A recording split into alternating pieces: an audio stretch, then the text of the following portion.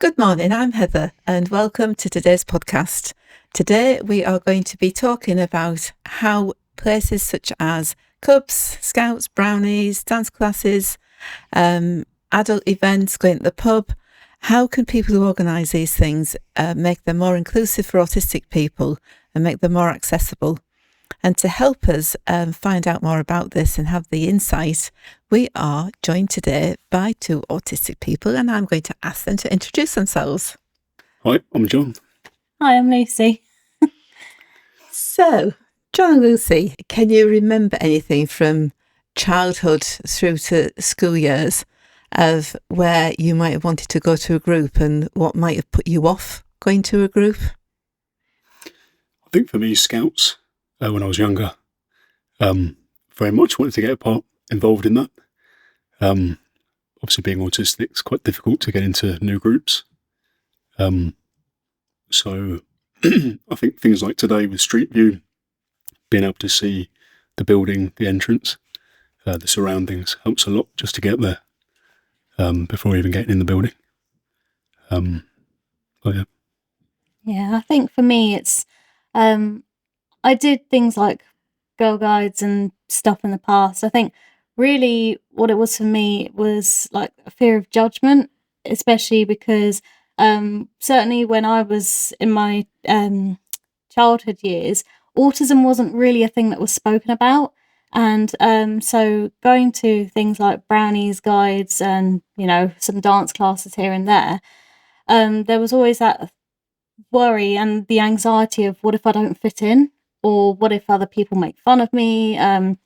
Not saying that everyone would, but there's that small percentage of people who might not fully understand who you are. Yeah.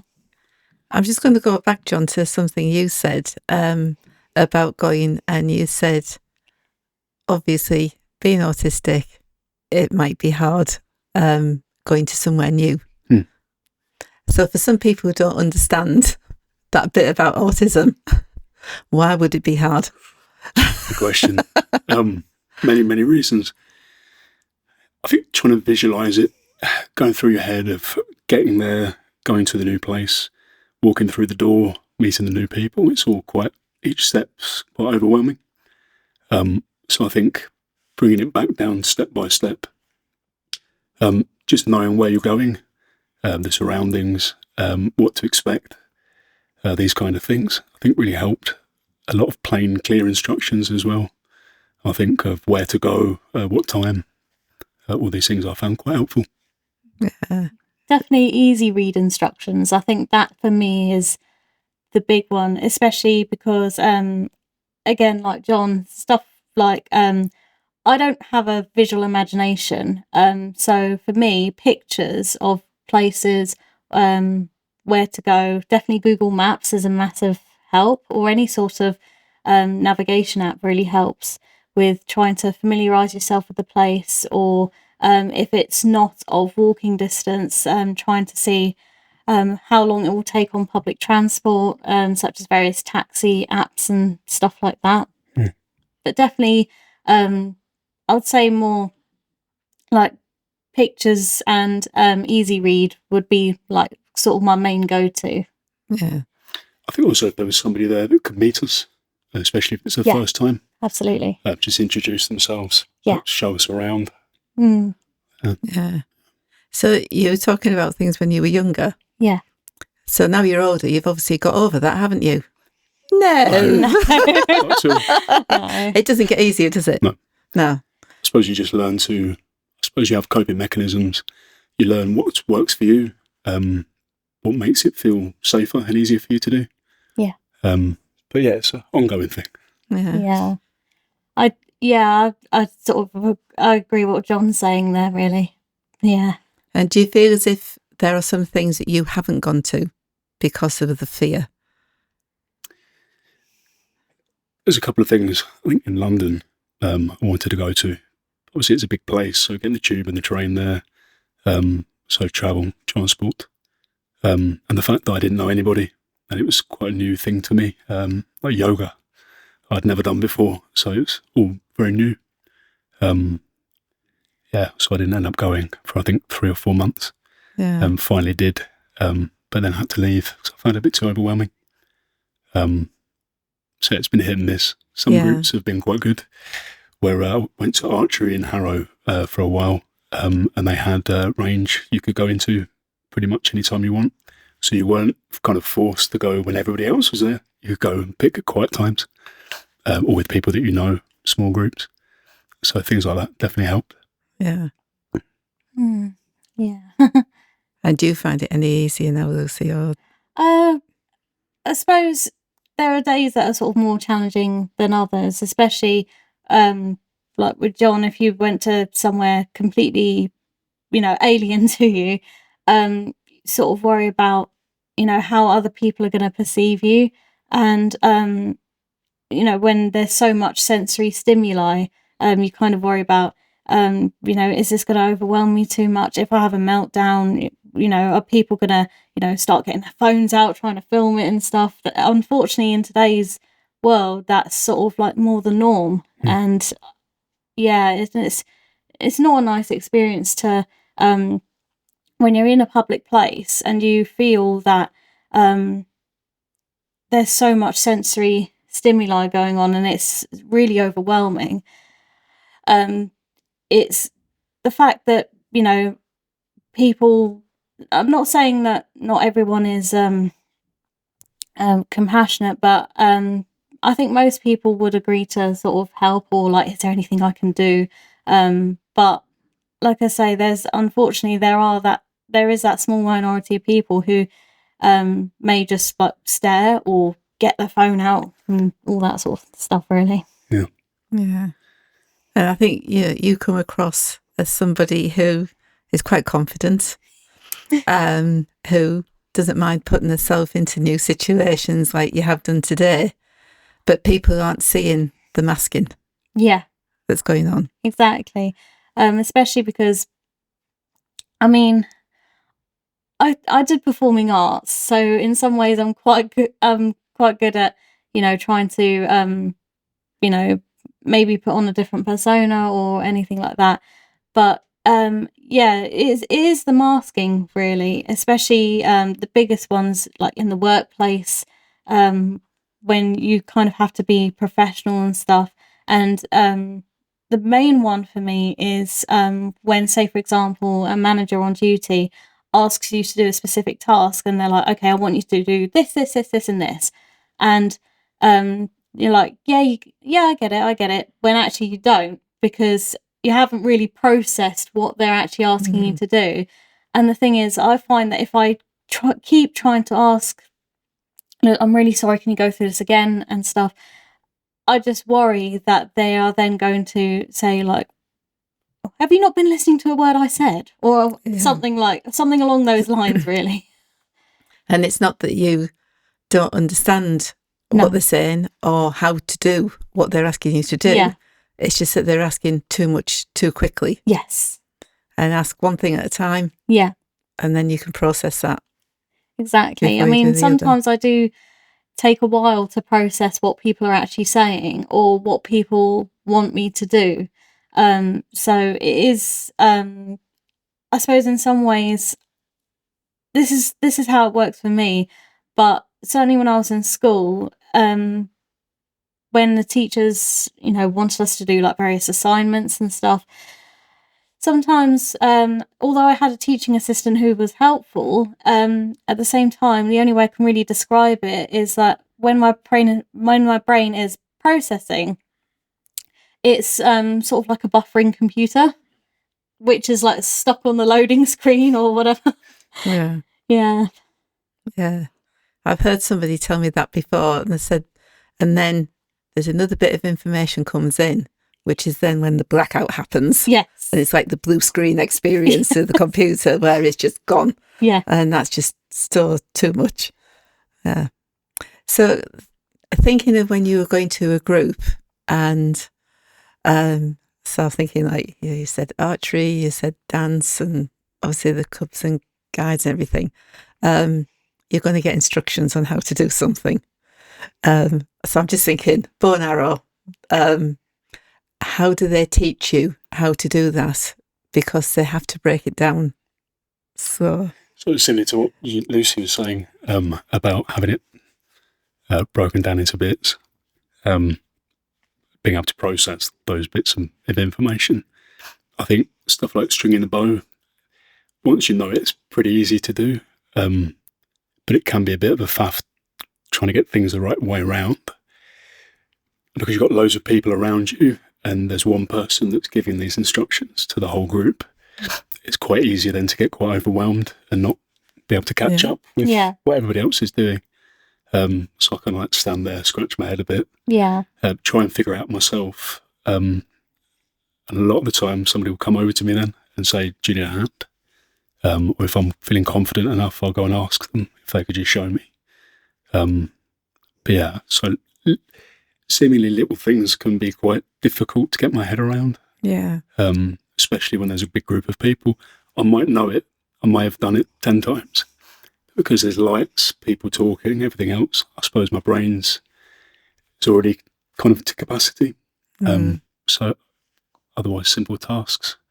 I can find instructions can find quite difficult. I'm just thinking is what some people might not understand is like the sensory side of things is when you've got the lights and everything else, your brain is processing all that as well. So it's not just the instruction, the verbal instruction someone's giving to you.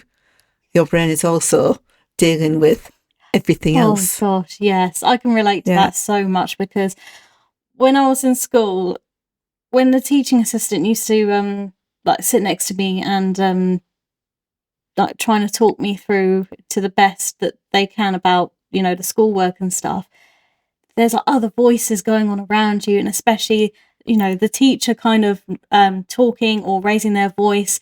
And it's like you can't focus on who's directly in front of you. There is no filter for that for me. And that's a huge one. So I can relate to that so much.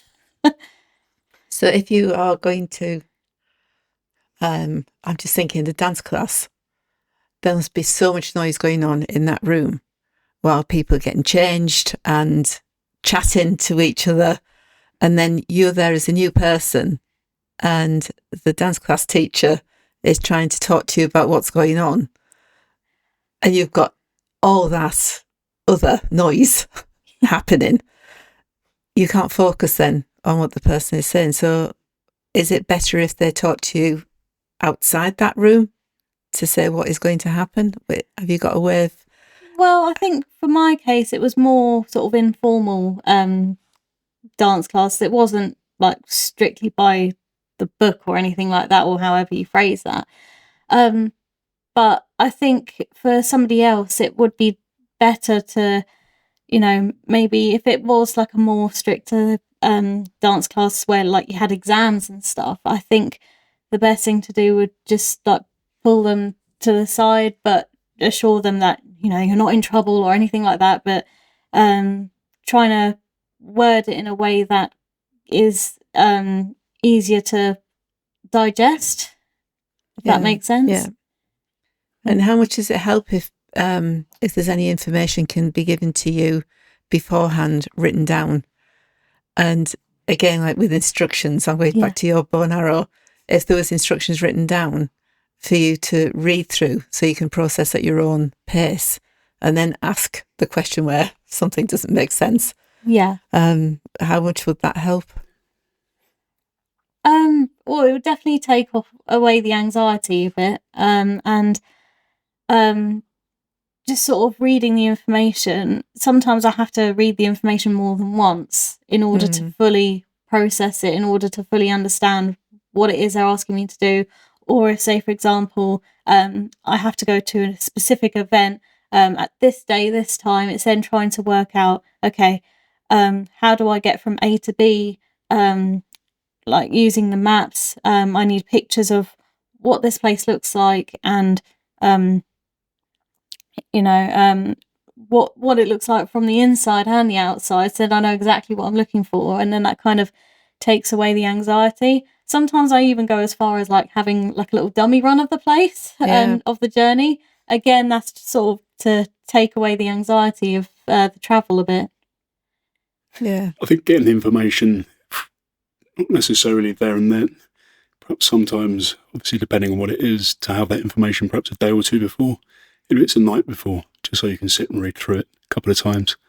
I don't know about you, but I perhaps would be up most of that night worrying about what's going to come the next day. Yes. So all the information that I can get, I suppose that kind of try and calm myself a bit, get it into my head, what will be there, what is expected, these kind of things. Yeah. Are there any other social activities or public places that you've been to? So I regularly go to the local pub with some friends, and they're quite good because they know us now. But we normally book the table just so we know we've got somewhere to sit, especially on the weekend because you get busy with the football. And normally we'll ask for a table that's not near the bar or near the big screens, somewhere that's set just away perhaps, a bit quieter. And we can always order the drinks from the apps now. Yes. Which makes big difference. So if the bar's quite busy and full and you feel a bit overwhelmed, with everything, people screaming because people have scored a goal or this and the other. Yeah. So just being able to order your food and drink from the table and have that then delivered to you, makes it a lot easier. It shows how technology is really helping. Yeah, absolutely. And it's kind of similar to what John's saying, but like when, for example, if you're going to like a fast food takeaway place, now they have like these screens where you can just tap. But I always found it really daunting when you had to go up to the counter and say, "Hi, can I have such and such?" Because it was just really daunting, and it was just that overwhelming thing of, "Can I have this?" Like asking somebody. Whereas when you're on a screen, you don't have to give anyone any eye contact. You don't have to, interact with people. Obviously, at times you have to interact, but sometimes just having like a visual choices on the screen is easier because it's like, okay, it's much easier to navigate, and it's like, okay, I want this, done.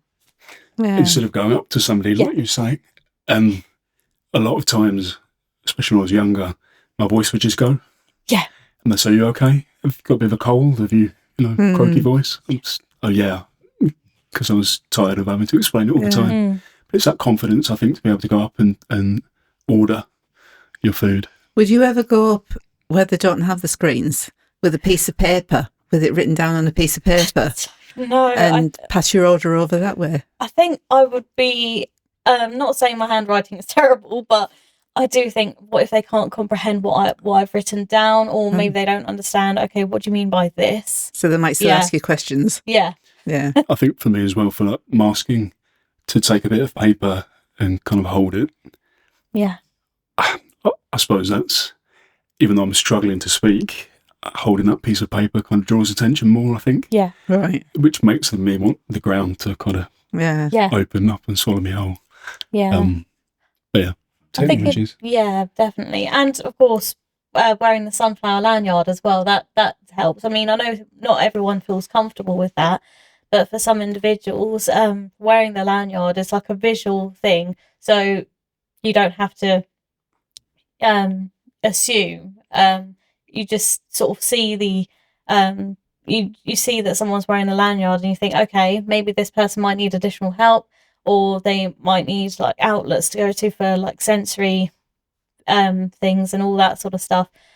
And what I found is that wearing the lanyard does help. And I don't feel comfortable with having like something saying I'm autistic, just because I kind of worry about being judged and stuff. I know I shouldn't. It's an unnecessary thing, but so what I've done is, on my lanyard, I've got something that says not all disabilities are visible, and then the one underneath that says I'm autistic. So if they need further clarification, I've then got that as well. That's good. Yeah. I just keep thinking of your archery lesson, because it's not long since I've had one. Oh. And I can remember on the arrow, there was a certain way that it had to go into the bow, and it was quite easy to put it in the wrong way around. And I think there was about 6 of us being taught at the same time, which sounds similar experience to yours. And I can remember people doing it, and then one person asks the instructor, sorry, how do you do this? And then somebody else went, yeah, I didn't get that either. That I think sometimes other people feel the same as you do, but they are covering it up, masking really for themselves. Yeah. Because they don't want to look daft asking the question. Yeah. And it's not just an autistic person that has trouble processing some information, but I know that you will find it even harder because there's one piece of information, then another piece of information, and it just keeps going on, doesn't it? Of that. So I think just to sort of bring this to an end, are there any tips that you can think of that would help leaders of any groups, and even if it's taking you out somewhere, what could they do to make it feel easy for you to ask those questions? So they haven't experienced an autistic person coming to their group before. Maybe somebody has rang up themselves saying, I'm coming, but I'm autistic and I might need a bit more help. Or a parent has rang up saying, my child wants to come. Can you help them? Yeah. Can you think of any tips that could help them? I believe that I do believe, like, if it's various groups, like any of the girl guiding or scout groups or whatever, I believe that like the other members of the group should be educated, not necessarily saying, oh, this person's on the spectrum, but saying that this person, might need a little bit more help when doing these various tasks. Could you offer to give them a hand and stuff like that? And I suppose maybe like having some, if it's in the same room all the time, maybe having like a couple of like sensory things in the corner, like bean bags or sensory toys, plushies, anything like that, really. So I think with me growing up, there wasn't anything like that at all. No. You expected to sit still and be quiet. So I think nowadays, for younger people or even somebody my age, having fidget spinners, plushies. Yes. I mean, we like the squeegee ones that keep exploding everywhere. Yeah. But yeah, so that helps. Yeah. Having had one of those that exploded, I would not go near one of those again. Oh, trust me. They make a mess. The amount of times that Autism Bedfordshire have these various like skills courses, and they bring those sorts of like squishy thingies. The amount of times they've exploded because so many people have used them. Gosh, I've lost count. I was just thinking, wait, you said something about how to prepare for this person coming and help. The thing is that for some autistic people, once they know what happens, then they just take off with that subject. They can just do it so well. Yeah. And then it'll be helping others to do it. I think going forward, it's once you know what to do, it's a lot easier to help somebody else because you've nailed it. Yeah. Yeah. And I've also been in a group where one of the guys that worked there was autistic, and the autistic children just navigated to him. They didn't know, nothing was said that he was autistic, but they just navigated to him and not to the other helper who wasn't autistic. Yeah. And it was really interesting to watch that, because he had just this natural attitude about him. Yes. To help them, and the patience. Yeah. And it is just having a bit of patience. I think patience is key. Absolutely. Communication and patience. Yeah. Yeah. Definitely. Yeah. Absolutely. I do agree with the patience, because it's not very nice when people get frustrated all because of something that's out of your control, or if you don't understand, you then get not necessarily painted in a like in the light of like you're dumb or anything like that, but it is awful when people have that sort of perception. But it's mainly just to have the patience, or say, would you prefer me if I worded it differently? Having that option as well can be a massive help. And the more anxious that you get, the less ability to explain why you're anxious. Yeah. As well. Yeah. And we have had people said that when their anxiety goes up, they just can't talk. Yeah. So they're very, very fluent beforehand. Yes. But the anxiety goes up and suddenly they just go mute and can't answer any questions. And then they're like, now I'm looking stupid. Yeah. But I just can't speak at this moment. Yeah. It's a vicious circle, kind of goes round and round then. Yeah. Yeah. I think to have somebody who's aware, necessarily have training, but I suppose be aware of autistic people, certain needs, sensory needs. Perhaps if they spot that faces are dropping or movements, perhaps they could suggest going to a quieter space. Yeah. Things like that. Yeah, and definitely with like sensory things as well. In fact, I'm grateful, and I hope you don't mind if I bring this up. But recently I had to attend somebody's hen do, and I had to travel quite a distance. And I went to the shopping centre, which was the one at Milton Keynes, and I knew that they had quiet rooms there, but I didn't know until I asked the guest services there that they had sensory rooms. And they obviously saw I was wearing my sunflower lanyard, and I said, have you got anywhere, just, I'm getting really overwhelmed and I just need to, be in my own company, just have that private space to just regulate my senses again. And they said, yeah, we've got a sensory room. And so I went in there for about 20 minutes, and it felt like I'd just woken up from a long sleep. It was just so amazing. And it was so, when I left, I just thought how grateful I was to have that option as well. And I do hope that in the future, more of these public places can provide a similar sort of outlet for people who are on the autism spectrum or have any other special needs that affect sensory overwhelm and stuff. Definitely. Yeah.